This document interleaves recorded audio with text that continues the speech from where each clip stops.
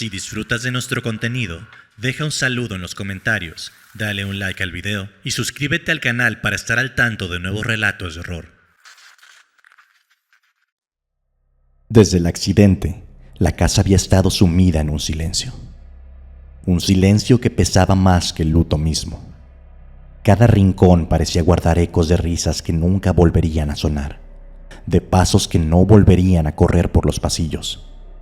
Mi hija, Elena, había sido el corazón de nuestro hogar, y desde su partida, todo lo que quedaba era un vacío insoportable. Un vacío que mi esposa y yo intentábamos llenar con recuerdos y rutinas, tratando en vano de encontrar algún sentido en la tragedia que había desgarrado nuestras vidas. Una tarde lluviosa de otoño, mientras organizaba el ático, encontré una caja que había pertenecido a Elena. Dentro, entre libros de cuentos y ropa de niña, estaba su muñeca de porcelana, un regalo de su 5º cumpleaños. La muñeca tenía el cabello rubio y los ojos azules, casi como Elena. Al levantarla, noté algo extraño, una mancha oscura en su vestido blanco de encaje. Al principio pensé que era moho o suciedad acumulada, pero al tocarla me di cuenta de que era sangre. Seca y oscura, la sangre había manchado no solo el vestido, sino también las pequeñas manos de porcelana de la muñeca. Intrigado y perturbado por el hallazgo, llevé la muñeca a mi estudio. Algo sobre aquellos ojos de vidrio tan parecidos a los de mi hija y la sangre en su vestido me impulsó a buscar respuestas.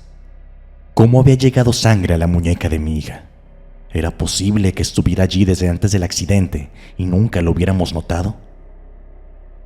Esa noche, mientras la casa dormía, la silueta de la muñeca recortada contra los relámpagos que iluminaban la ventana de mi estudio me pareció acusadora, casi viva.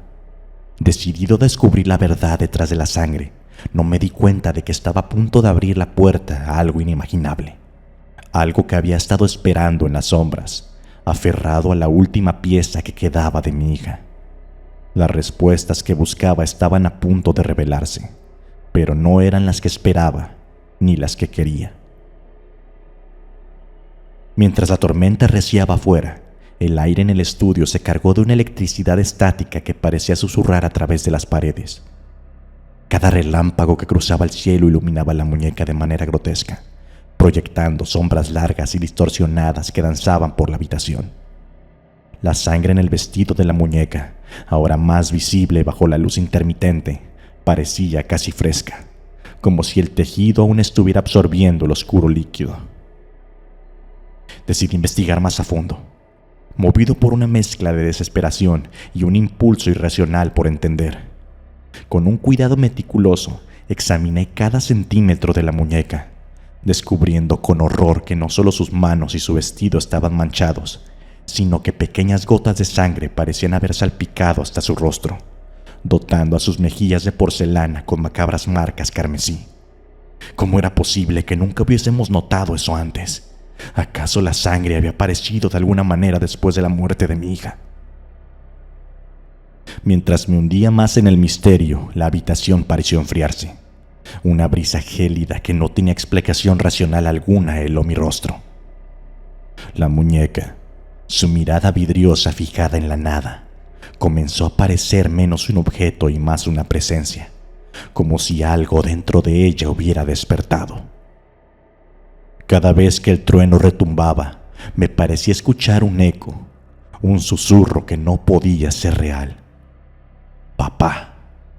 Una voz apenas audible, mezclada con el viento que aullaba contra los cristales. Perturbado y necesitado de aire fresco, dejé la muñeca sobre la mesa de mi estudio y salí a la sala. Pero el descanso fue efímero. Al volver, encontré la muñeca no donde la había dejado, sino sentada en la silla de mi escritorio, con su cabeza inclinada en un ángulo imposible, como si me estuviera observando fijamente al alma. Ese movimiento imposible me llenó de un terror visceral. No había nadie más en casa, nadie que hubiera podido mover la muñeca. El miedo primitivo, ese que advierte sobre la cercanía del peligro, se apoderó de mí. Algo estaba muy mal, algo relacionado con esa muñeca, y tenía que descubrir qué, antes de que la situación escapara de cualquier control posible. Incapaz de desviar la mirada de aquellos ojos azules que ahora parecían mirarme con una intensidad perturbadora, supe que había desenterrado un secreto que quizás debió haber permanecido oculto. Pero ya era demasiado tarde para retroceder. Tras el descubrimiento de la muñeca y la inexplicable sangre que parecía manar de ella, la atmósfera en nuestra casa se tornó aún más pesada. Noche tras noche, la presencia de la muñeca en el hogar parecía cobrar más fuerza, como si estuviera absorbiendo cada rastro de la energía emocional que Elena había dejado atrás. Mi esposa y yo comenzamos a experimentar pesadillas vívidas, siempre despertando justo antes del amanecer, sintiendo un frío penetrante que no podía atribuirse al clima otoñal. A medida que los días pasaban, la muñeca parecía cambiar de posición por sí sola, encontrándola en diferentes lugares de la casa, nunca donde la habíamos dejado la noche anterior. Su vestido blanco, ahora manchado permanentemente de rojo oscuro, parecía más desgarrado y desgastado cada mañana. La sangre que emanaba su porcelana comenzó a no secarse nunca, permaneciendo perpetuamente fresca, como si la muñeca estuviera sangrando en tiempo real. En un intento desesperado por entender lo que estaba sucediendo, contacté a un espiritista local llamado Don Julio. Después de escuchar mi relato y examinar a la muñeca, sugirió que el objeto podría estar actuando como un conducto para algo mucho más oscuro. Tal vez incluso un ente que estaba usando la muñeca para manifestarse en nuestro mundo. Según él, objetos cargados emocionalmente, especialmente aquellos vinculados con tragedias, podían atraer y atrapar energías sobrenaturales. Juntos, planeamos un ritual para intentar limpiar la muñeca de cualquier presencia o influencia maligna. Don Julio advirtió que el proceso podría provocar una reacción violenta del ente, si es que realmente había algo allí. No obstante, era un riesgo que estaba dispuesto a correr, impulsado por la necesidad de recuperar alguna semblanza de paz en nuestra familia. La noche del ritual preparamos un círculo de protección en el salón, con símbolos y sal esparcidos alrededor para contener cualquier manifestación maligna. La muñeca de porcelana fue colocada en el centro del círculo, y mientras Don Julio comenzaba a recitar antiguos encantamientos, una tempestad estalló afuera. Los vientos golpeaban furiosamente contra las ventanas, y el sonido de la lluvia mezclado con los cantos creaba una cacofonía que parecía sacada de una pesadilla. A medida que el ritual avanzaba, la muñeca comenzó a moverse. Al principio fueron apenas pequeños temblores, pero pronto su cuerpo comenzó a contorsionarse de manera antinatural, como si estuviera luchando contra una fuerza invisible. Gritos guturales y siseos llenaron la habitación, sonidos que no parecían humanos ni de este mundo. A medida que los gritos y siseos aumentaban en volumen y ferocidad, la atmósfera en la habitación se volvía casi insoportable. La temperatura descendió bruscamente, tanto que nuestras respiraciones se hacían visibles, creando nubes de vapor en el aire helado. Don Julio continuaba con sus encantamientos, su voz elevándose por encima del caos, firme y segura, guiando el ritual con una autoridad que parecía ser lo único capaz de contener la marea oscura que la muñeca desataba. La muñeca en el epicentro de esta tormenta espiritual ya no parecía un simple juguete. Sus movimientos ahora eran grotescos, las extremidades girando y retorciéndose de formas que desafiaban la naturaleza de su construcción de porcelana. En un momento particularmente intenso del ritual, sus ojos estallaron con una luz roja, una manifestación visual de la entidad que la habitaba. De pronto, Don Julio sacó un pequeño frasco de cristal lleno de un líquido que reflejaba la luz de las velas de forma extraña. Rápidamente virtió el contenido sobre la muñeca y al contacto, el líquido emitió un silbido, como si la porcelana ardiera en llamas. La muñeca gritó.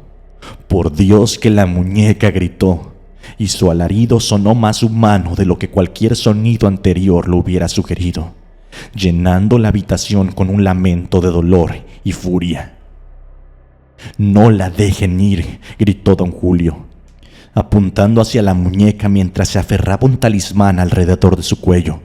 Seguí sus instrucciones, pronunciando palabras que él me había enseñado, palabras que nunca pensé que saldrían de mis labios.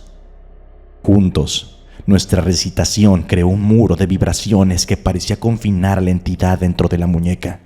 Finalmente la muñeca se quebró, y cuando estuvo rota, un silencio súbito y denso cayó sobre la habitación.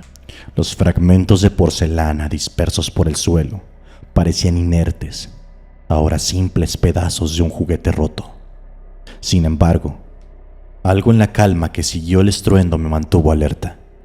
Don Julio, con un semblante serio, recogía cada trozo con cautela. «Tenemos que ser cuidadosos», murmuró, con voz baja pero firme.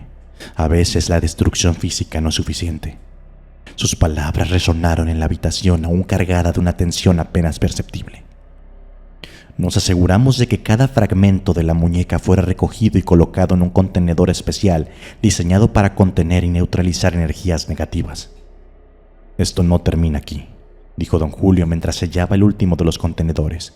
«Debemos purificar tu hogar para asegurarnos de que nada de lo que estaba ligado a la muñeca permanezca en este mundo». La limpieza del hogar fue exhaustiva. Cuando terminamos, el sol comenzaba a elevarse, bañando la casa en una luz dorada que parecía imposible apenas hace unas horas. Nos detuvimos en el umbral de la puerta principal mirando hacia el interior. La casa ya no se sentía como un mausoleo a las memorias de Elena, sino simplemente como un hogar vacío. Con la salida de don Julio cerré la puerta y me dirigí a la ventana, observando el nuevo día. La luz del sol se filtraba a través de las ramas de los árboles, jugando en el suelo del jardín, un recordatorio de que a pesar de todo la vida seguía. Y mientras la calidez del sol secaba las últimas sombras de la noche, me permití sentir una mezcla de esperanza y melancolía. Quizás nunca olvidaría completamente, y parte de mí no quería hacerlo. Elena siempre sería un fragmento en mi corazón, pero ahora, por primera vez en mucho tiempo, sentía que podía respirar sin ese peso opresivo. En el aire fresco de la mañana, prometí que mientras recordara a Elena con amor, también buscaría la paz, no solo para mí, sino para todo lo que ella había tocado en vida.